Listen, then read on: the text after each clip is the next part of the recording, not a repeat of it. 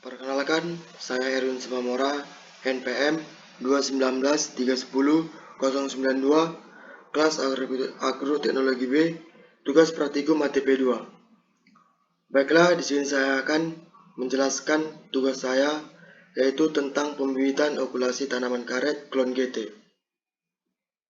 Tanaman karet. Tanaman karet merupakan tanaman perkebunan yang bernilai ekonomis tinggi. Tanaman tahunan ini dapat disadap getah karetnya pertama kali pada umur tahun kelima. Dari getah tanaman karet atau lateks tersebut bisa diolah menjadi lembaran karet, bongkahan, atau karet remah yang merupakan bahan baku industri karet. Dalam periode pertumbuhannya, tanaman karet memiliki masa belum menghasilkan atau TBM dan telah menghasilkan atau TM. Dengan pemeliharaan yang baik, TBM tanaman karet dapat dipersingkat hingga kurang dari 5 tahun sehingga masa panen karet dapat lebih cepat. Pada awal buka sadap, umumnya produksi tanaman karet tidak terlalu tinggi, namun sejalan dengan bertambahnya umur, tanaman akan terjadi peningkatan produksi. Puncak produksi akan terjadi pada umur 14-18 tahun. Setelah itu, produksi akan mulai menurun yang akhirnya akan mencapai suatu titik yang secara ekonomis tidak menguntungkan lagi dan perlu diremajakan. Pada kondisi tersebut, tanaman karet biasanya tinggal menyisakan sedikit kulit pulihan dan perdaunannya mulai makin jarang. Pembibitan tanaman karet.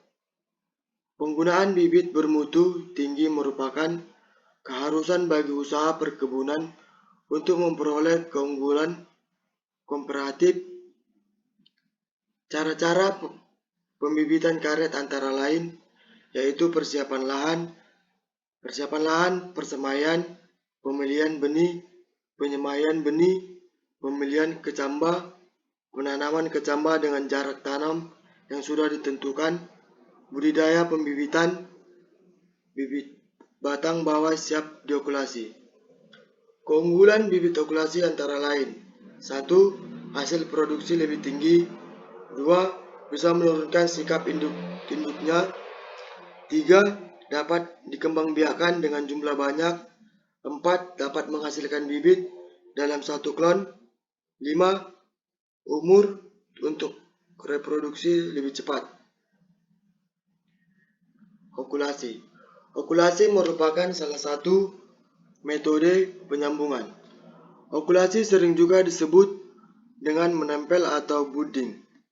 Cara perbanyak tanam dengan okulasi mempunyai kelebihan dibandingkan dengan stek dan cangkok. Kelebihannya adalah hasil okulasi mempunyai mutu lebih baik dari induknya.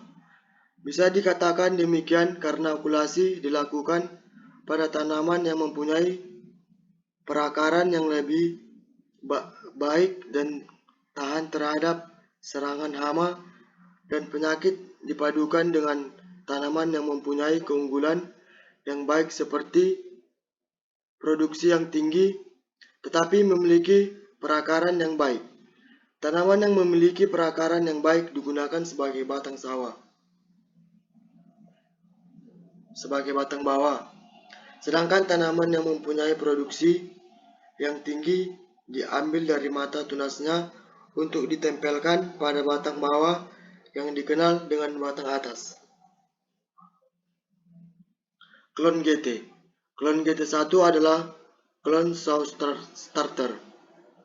Di mana perubahan sukrosa menjadi partikel karet di dalam pembuluh lateks berlangsung lambat dan pada saat gugur daun, hasil lateks lebih stabil. Ciri-ciri klon GT. Adapun ciri-ciri dari klon GT1 yaitu: 1. Bentuk bulat perut segitiga. 2. Ukuran kecil. 3. Warna putih kecoklatan. 4. Warna mozaik kecoklatan tua. 5. Bentuk mozaik sambung menyambung. Cara okulasi tanaman karet klon GT. 1. Mempersiapkan batang bawah. Penyiapan batang bawah untuk okulasi hijau adalah tanaman yang sudah berumur 4-6 bulan atau masih berwarna hijau. Pangkal batang telah berwarna hijau kecoklatan, berdiameter 1-1,5 cm atau sebesar pensil dan tinggi sekitar 60 cm. 2. Menyiapkan batang entres untuk batang atas yang diambil dari kebun entres. Kebun entres tersebut dipersiapkan dengan cara memangkas atau memotong kayu entres di atas karangan mata pada ketinggian 90 cm. Pemotongan ini dilakukan pada kayu entres yang telah berumur 1 tahun atau lebih. Tunas-tunasnya yang berumur 2-4 bulan setelah pemangkasan dapat digunakan sebagai kayu entres. 3. Membuat jendela okulasi. Membuat jendela okulasi dilakukan dengan cara A. Jendela buka bawah, B. Jendela buka atas. 4. Mengambil perisai mata entres. Pembuatan perisai mata entres dilakukan dengan cara memotong sekeliling mata tunas menurut ukuran jendela okulasi yang telah disiapkan. Kemudian irislah mata tunas beserta perisainya dari kayu entres tadi, kemudian buka irisan tersebut, jangan sampai bakal tunasnya terlepas, rusak atau kotor.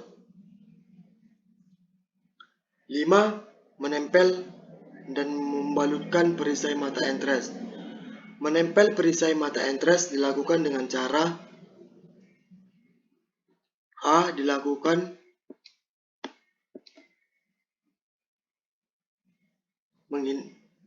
menghindari kerusakan. B. Perisai mata entres tidak boleh bergeser agar kambium tidak rusak. C. Jendela buka bawah dijepitkan ke atas dan jendela buka atas dijepitkan ke bawah. D. Dilakukan pembalutan searah bukaan jendela dengan tali rapia atau pita plastik sebanyak 2 lilitan dan dilebihkan 2 cm dari atas dan bawah jendela agar balutan kuat dan terhindar dari masuknya air hujan. E. Dilakukan pada waktu matahari tidak terik. 6. Membuka balutan dilakukan dengan cara A. Dengan menggunakan pisau tajam dilakukan setelah okulasi berumur 3 minggu. B. Periksa apakah okulasi berhasil dan tetap hidup. 7. Memotong bagian atas bawah. A. Pemotongan dilakukan pada ketinggian 5-10 cm di atas jendela okulasi dengan sudut 45-60 derajat. B. Setelah dipotong, bekas pemotongan diolesi parafin atau untuk melindungi luka.